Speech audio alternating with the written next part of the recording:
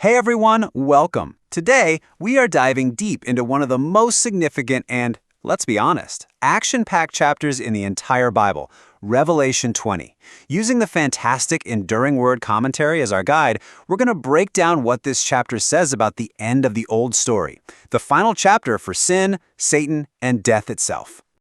Okay, so to get our bearings, here's how we're going to walk through this incredible chapter. First, we'll see Satan get bound and the millennium begin. Then, we'll explore what Christ's thousand-year reign actually looks like. After that, we'll tackle the resurrection of the saints, witness Satan's final, last-ditch effort, and then conclude with the ultimate judgment at the Great White Throne. It's a lot, but it flows in perfect chronological order. Let's jump in. Okay, so right out of the gate, the story takes this massive turn. The game is completely changed because the great deceiver, the one who's been causing chaos since the beginning, is finally taken off the board. And this event is what kicks off a whole new era for humanity. So, picture this. John sees an angel coming down from heaven, and he's got the key to the abyss and this huge chain. It's a pretty dramatic image, and this angel just seizes the dragon, who the text makes very clear is the devil and Satan, and throws him into this bottomless pit and locks it. He's completely sealed away. And this is where the commentary points out something really interesting. Think about who does the binding. It isn't God the Father. It's not even Jesus Christ. It's just an unnamed angel. This just powerfully demonstrates that Satan is not God's equal. He's not some cosmic rival. He's a created being, and God's authority over him is so absolute that a single angel is more than enough to handle the job. Now, it's super important to understand what this binding means. The commentary really stresses that this isn't just a metaphor for us overcoming evil in our own lives.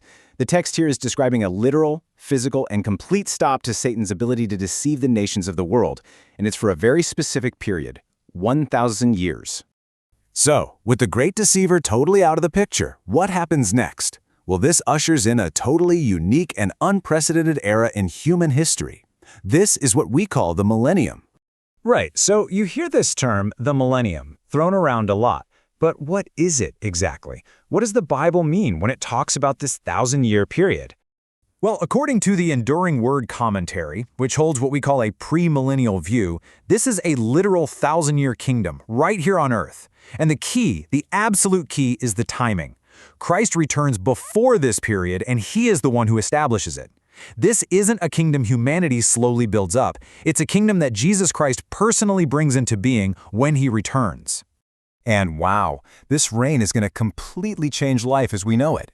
The Bible talks about a world where Israel is the chief among nations, where true righteousness is the law of the land, enforced by Christ himself.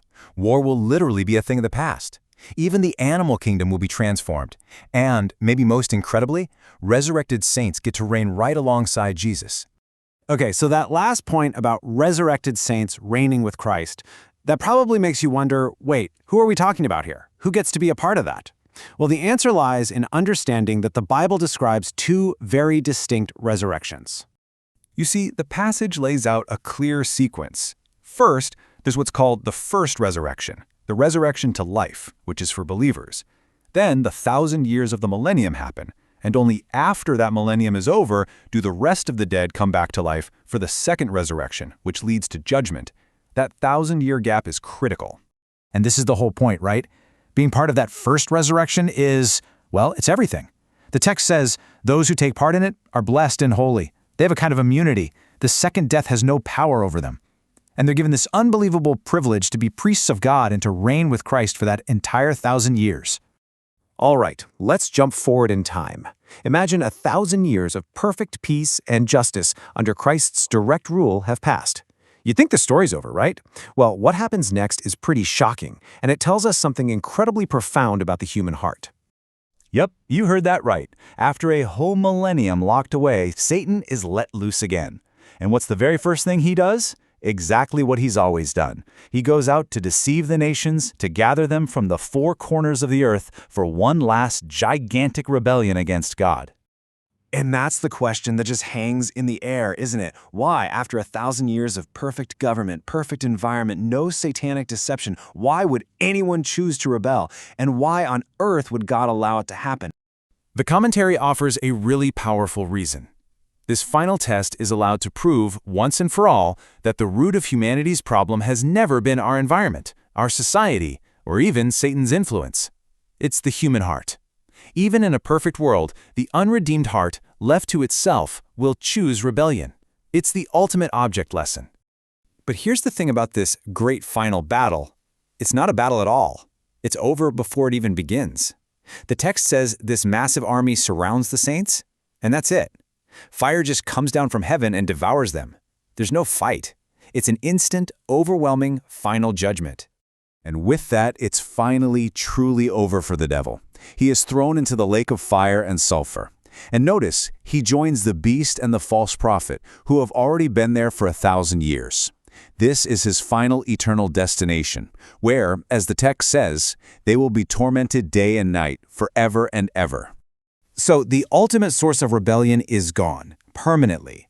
Now the story's focus zooms in on the final judgment for all the dead who were not part of that first resurrection. John's description here is just awe-inspiring and, frankly, terrifying. He sees a throne that is great in its absolute authority and white in its perfect purity. And the presence of the one on that throne is so holy that the very universe, the earth and the heavens, flees away. There is literally nowhere to hide. Okay, and this is a really, really important distinction the commentary points out, especially for us as believers. This great white throne judgment is not for Christians. Believers face what's called the judgment seat of Christ, which is about assessing our life and works for rewards, not determining our salvation. The great white throne, on the other hand, is for the unsaved. It's not a trial to determine guilt or innocence. It's a sentencing for those already found guilty. So in this ultimate courtroom, two sets of books are brought out. First, there are the books, which seem to contain a perfect record of everything everyone has ever done. But the final decisive evidence hangs on one single book, the Book of Life. And the standard is simple. If your name is not found in the Book of Life, you are judged according to what you have done, as recorded in those other books. And then in one last stunning act of finality, even death itself, along with Hades, the realm of the dead, is thrown into the lake of fire.